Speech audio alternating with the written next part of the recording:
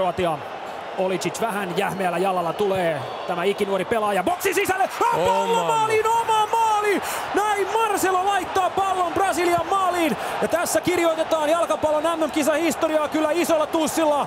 Keskityspallo, joka on täysin vaarattoman näköinen Marcelon jalkaan ja siitä omaan maaliin. Kyllä alkaa surullisella tavalla Brasilian taival tässä MM-turnauksessa.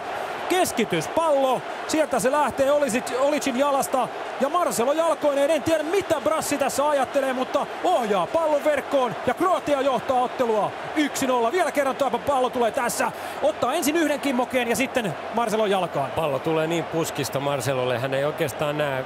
Hän yrittää siivota pallon pois ja se osuma on niin kevyt, että se menee suoraan maaliin. Todella yllättävä alku, joka tekee varmaan pelille jatkossa pelkästään hyvää ja nyt Brasilia on kovan paikan edessä.